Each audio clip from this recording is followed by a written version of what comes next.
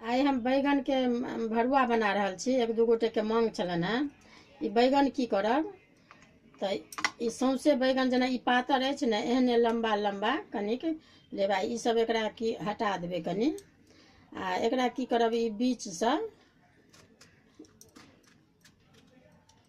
एना कऽ 4 फाँक सबटा बैगन के से एना कऽ देबै। ई एना कऽ एहिमे कीड़ो मकोड़ा देखा जायत अपन। ई एना कऽ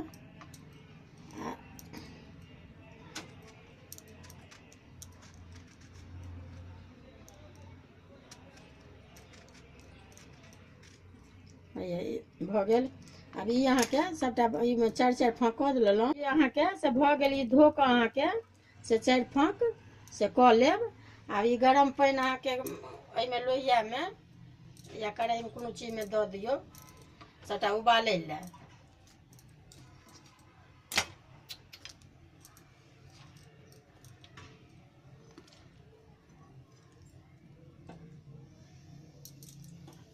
ई अहाँके एतेक ई आधा चम्मच अहाँके नमक आ ई हल्दी एहिमे खसा दियौ उबालै समयमे।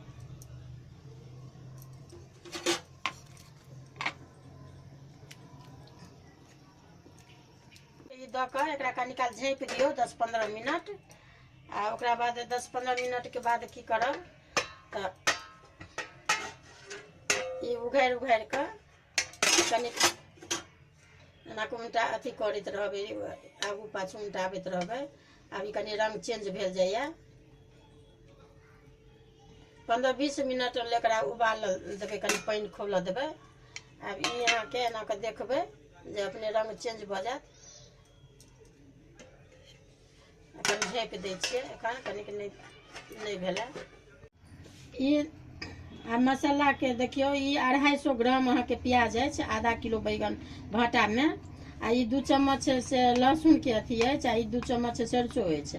आ ई 4 गो टमाटर पीसल अछि। चम्मच ई धनी के बुकनी अछि। आ ई 1 चम्मच मिरचाई के बुकनी अछि। आ ई आधा चम्मच हल्दी अछि। आ ई नमक अपन अंदाज से जतेक देबाक अछि से अपन अंदाज से देबै। तेल अहाँके गरम भऽ रहल छै देने छियै। आ एहिमे ई सरसों पीरा सरसों आ ई हींग अछि। ई फोरन दऽ दियौ।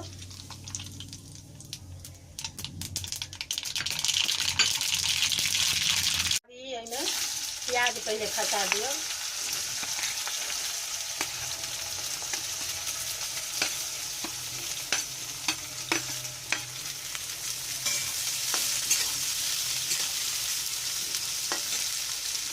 इहो एहिमे सबटा दऽ दियौ।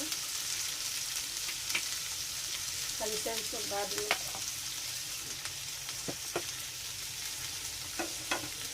देखियौ कनि भुजा रहल अछि। भुजा गेल। आब एहिमे ई धनिया बुकनी दऽ दियौ। मिरचाई बुकनी दऽ दियौ। आ हल्दी दऽ दियौ। आ नून अहाँ अंदाजसँ नूनो दऽ सकै छियै एहिमे भुजैमे। जेना प्याजके काटि कऽ भूजि रहल छी ने अहाँ पीसो कऽ भूजि सकै छी।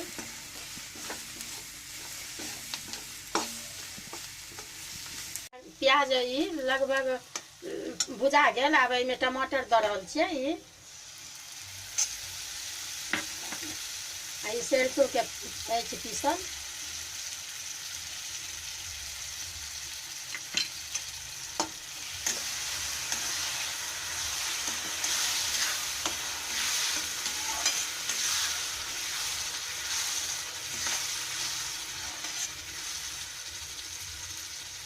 ये एकरा झाँपि देबै। झाँपि कऽ आ कनि कनि काल पर लारैत रहबै तऽ पूरा गलि जायत। भुजा गेल मसाला।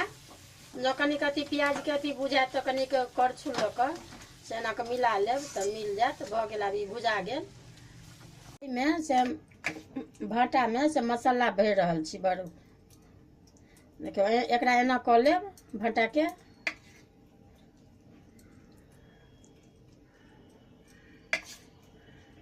आ एहिमे जतेक मसाला अहाँके दैके हुए जे हिसाबसँ खाइत होइ ताहि हिसाबसँ ई अहाँके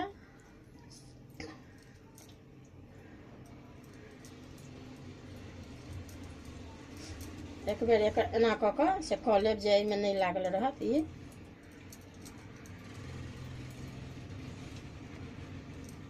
ई तब पर तरवा के रहे छै, तब पर अहाँके से एहिमे तेल बेसी मात्रा नहीं लगे छै।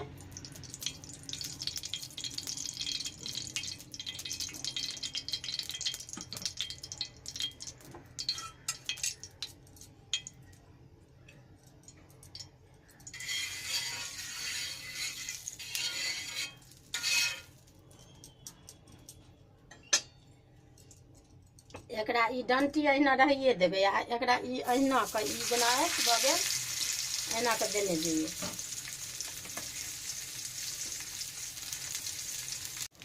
अब ई अहाँके से देखियो अब ई तऽ सबटा तरा गेल माछ अथी माछ जकाँ ई अपन ई तावा पर एना कऽ ई उल्टोबैत पुलटोबैत एना कऽ रहियो। जाबे तक बुझायत जे कि नहीं भेलै ता तक ई हाथ कखनो काम नहीं करू, एना के एना उल्टोबैत पुलटोबैत रहबै। अब ई पूरा बन कऽ तैयार भऽ गेल। अगर वीडियो नीक लागत तऽ लाइक करब। अब ई भरुआ भऽ गेल बैगन के।